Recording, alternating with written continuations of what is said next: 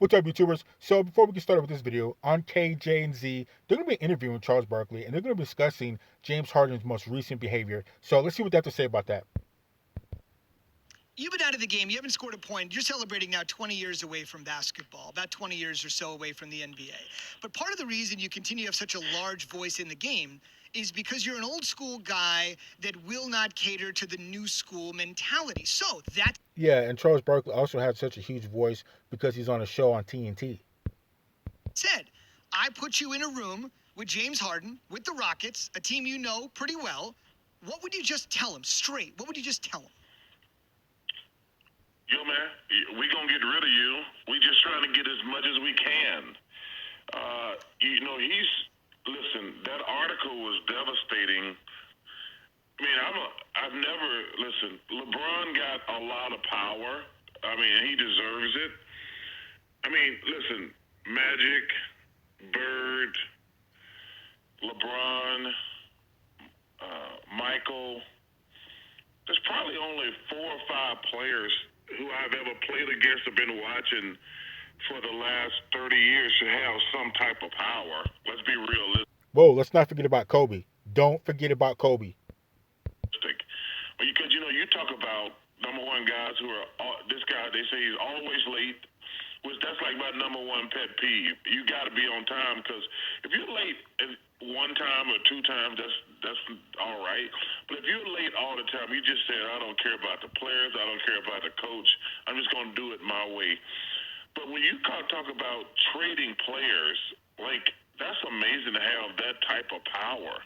And like I say, I don't remember Bird, Magic, Michael.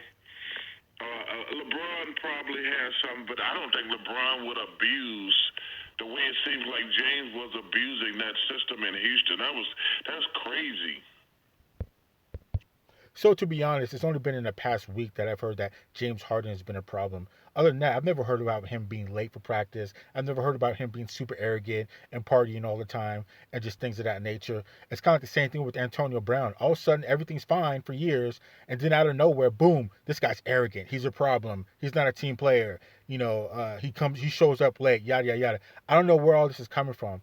But I do know James Harden is only doing what he can get away with. So if there's a problem with him being late all the time and partying and things of that nature, that's what the Houston Rockets need to take care of that. They need to nip that in the bud. They let him get away with doing things like that. But another thing is, if you can put up 34, 6, and 7 a night like he averaged last year, then you can pretty much get away with anything you want when you're putting up those type of numbers.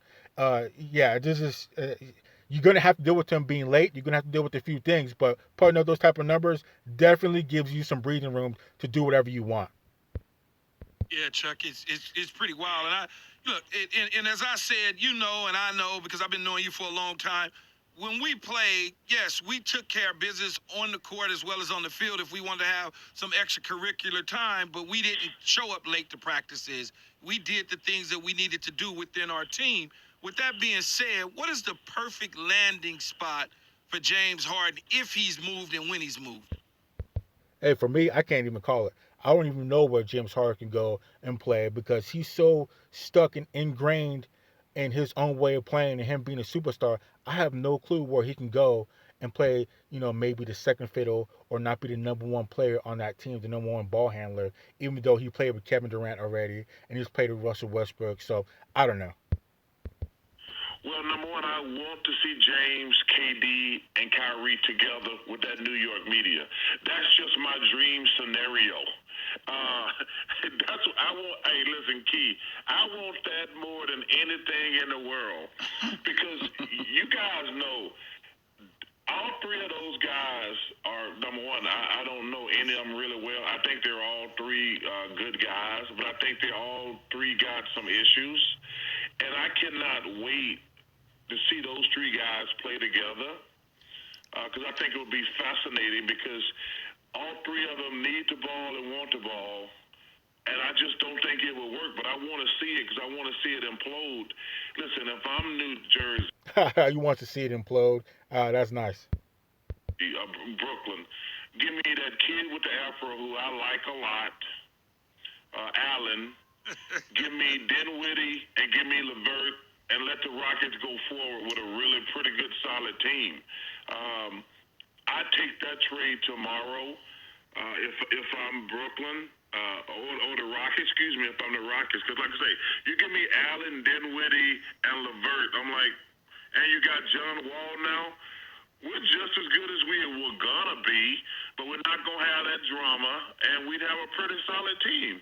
Because James clearly does not want to be there. See, my thing with the James thing is, I don't know if he can play in another system.